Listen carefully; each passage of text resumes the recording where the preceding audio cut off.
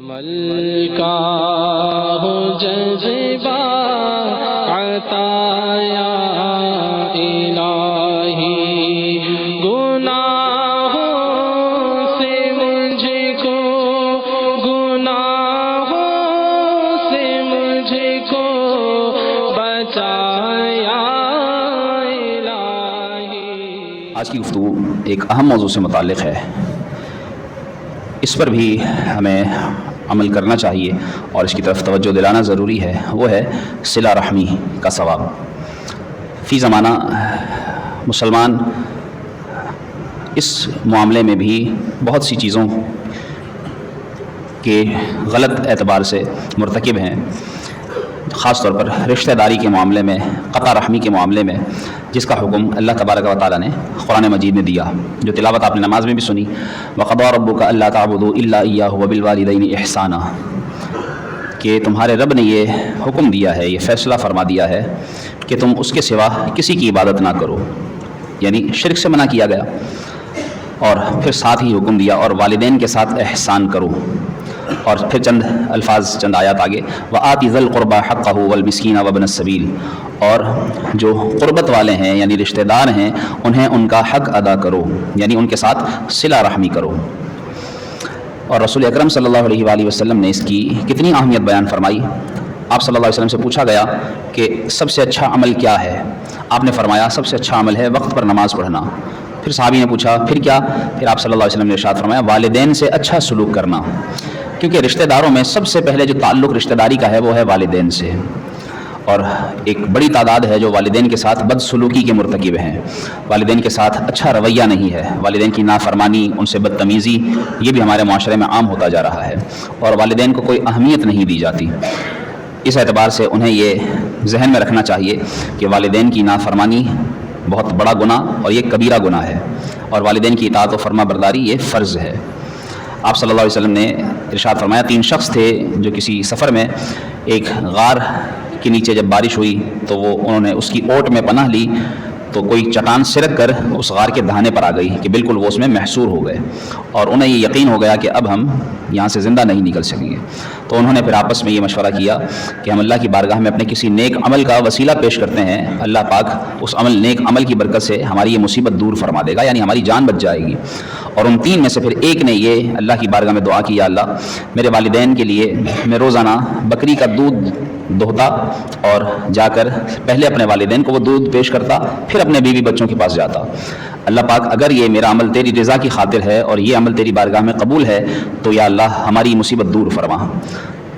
فرمایا گیا روایت میں کہ اللہ تعالیٰ کی رحمت سے وہ چٹان خود بخود اتنی سرک گئی کہ ان کو آسمان نظر آنا شروع ہو گیا۔ تو معلوم ہوا کہ والدین کے ساتھ احسان یہ نیک ایسا عمل ہے جو اللہ کی بارگاہ میں قبول عمل ہے۔ آپ صلی اللہ علیہ وسلم سے جب کوئی شخص آتا اور جہاد کی اجازت طلب کرتا تو کئی روایات میں یہ خلاصہ ملتا ہے کہ آپ صلی اللہ علیہ وسلم نے اس سے پوچھا یہ بتاؤ تمہارے ماں باپ ہیں؟ اگر وہ کہتا ہاں تو آپ صلی اللہ علیہ وسلم ارشاد فرماتے جاؤ ان کی خدمت کرو، یہی تمہارے لیے جہاد ہے۔ کتنی بڑی بات ہے۔ آپ صلی اللہ علیہ وسلم سے ایک شخص حاضر ہو کر عرض کرنے لگا آپ سے میں ہجرت اور جہاد پر بیعت کر کے اجر کا طالب ہوں۔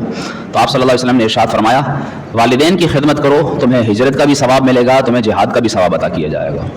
آپ صلی اللہ علیہ وسلم کی بارگاہ میں ایک شخص آیا اور آپ صلی اللہ علیہ وسلم نے اس سے پوچھا کہ کیسے آئے؟ کہنے لگے والدین کو روتا ہوا چھوڑ آیا ہوں ہجرت کرنے کے لیے۔ آپ نے فرمایا جیسے ان کو رلا کر آئے ہو ویسے ہی ہنساؤ، ان کو خوش کرو، تمہارے لیے یہی جہاد اور یہی ہجرت ہے۔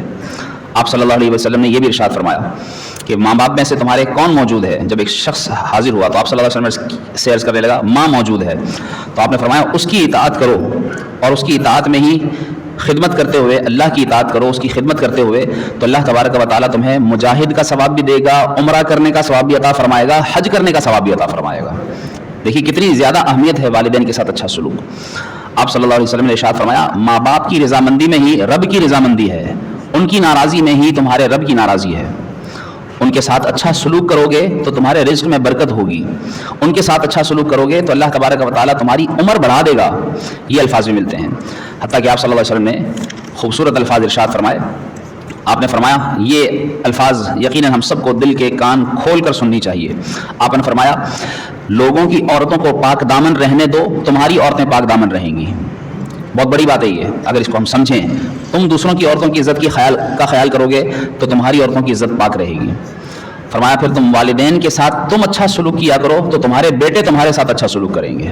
یہ بھی بہت بڑی بات ہے کہ اگر آج ہم اپنے ماں باپ کے ساتھ اچھا سلوک کریں گے تو کل کو ہماری اولاد بھی ہمارے ساتھ اچھا کرے گی۔ اگر ہم نے برا کیا تو پھر وہ نتیجہ اپنی اولاد کی صورت میں دیکھنا ہے۔ اور فرمایا جس کے پاس اس کا بھائی معذرت کرنے کے لیے آئے تو اسے چاہیے کہ وہ اپنے بھائی کو معاف کر دے، چاہے وہ سچا ہو یا جھوٹا۔ اور فرمایا جو ایسا نہیں کرے گا، کتنے لوگ ایسے بھی ہوتے ہیں نا، معاف کرنے جاتے ہیں، بھائی جاؤ جاؤ میں تمہیں معاف بھی نہیں کر سکتا، جاؤ، اور اس طرح سے اس کو دھتکار دیتے ہیں۔ فرمایا جو ایسا نہیں کرے گا وہ میرے حوض پر نہیں آ سکے گا۔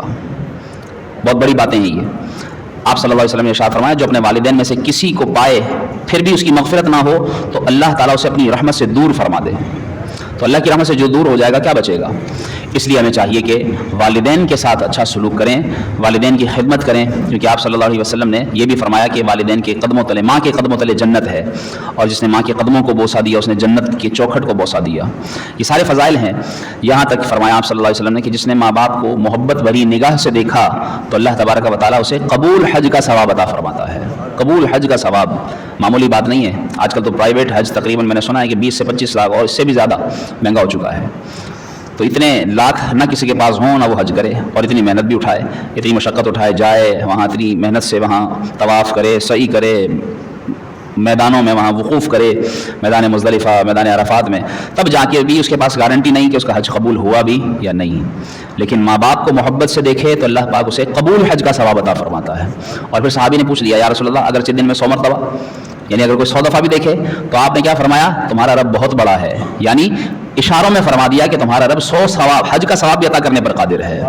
تو اس لیے اپنے والدین کی خدمت، ان کی اطاعت یہ شعار بنا لیں، انشاءاللہ آپ دیکھیں کہ دنیا بھی اچھی ہو جائے گی اور آخرت بھی اچھی ہو جائے گی۔ اللہ پاک ہمیں والدین سے حسن سلوک کرنے کی توفیق عطا فرمائے۔ عمل کا ہو جذبہ عطا یا الہی، گناہوں سے مجھ کو، گناہوں سے مجھ کو بچا